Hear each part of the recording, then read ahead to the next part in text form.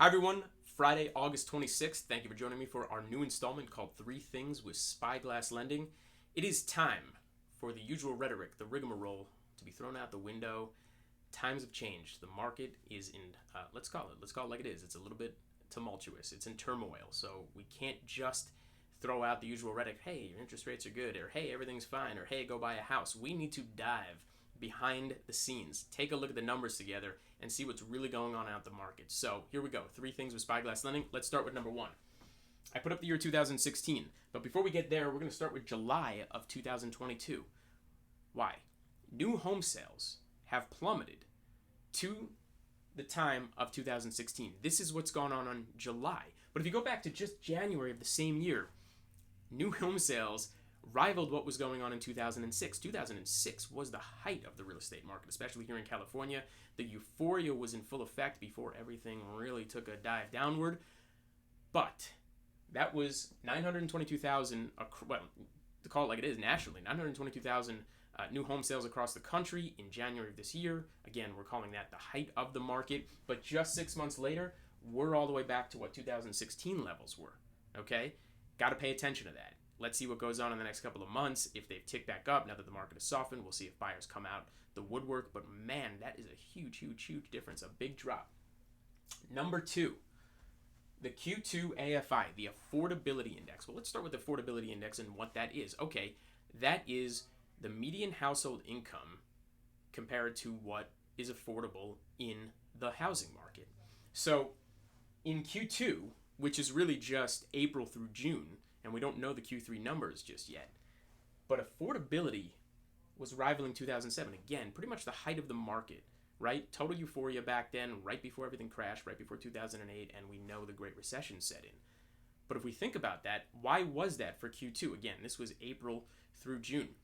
The interest rates were rising in a big, big way by then. I mean, they really took off probably in May and June, as we know. Prices were still going up, up, and up. But let's see what goes on in Q3, because again, those are just the numbers in Q2. In Q3, we've known that starting in July, and certainly now that we're here in August, we've seen a softening in the market. So it's really going to be interesting as we track this over the next couple of months. And number three on the board, construction, or more specifically, construction starts. Well, what is a construction start?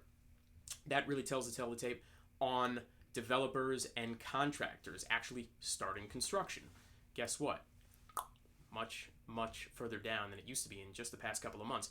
If you go back to the beginning of 2021, that was somewhat low. And again, the reason being we were at the height of the pandemic. Nobody quite knew what was going on just yet. Lumber was expensive, there's supply chain issues.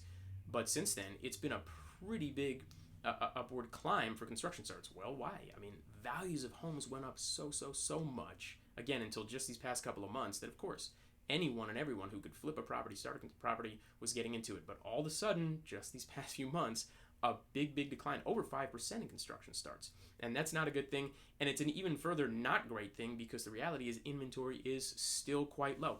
Construction should be booming. Every minute, every little township in this country should be rubber stamping if they can. I mean, whether you feel about real estate investors or not, to build, build, build. Shortage of inventory everywhere, especially here in California, but we're seeing a decline in that. Developers are telling you, contractors are telling you, hey, I don't know where this market is heading. You're seeing a softening.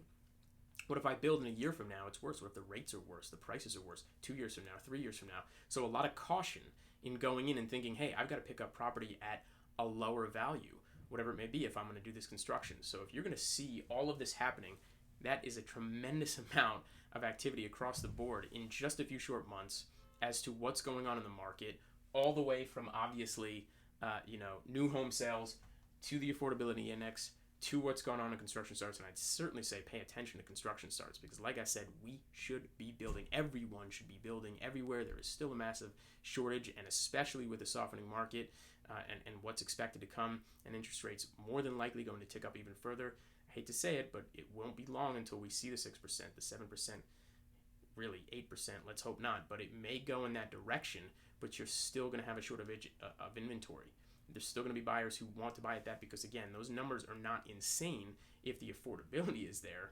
But if there's no inventory, what a very strange market indeed. We've never seen anything like this. Follow me again.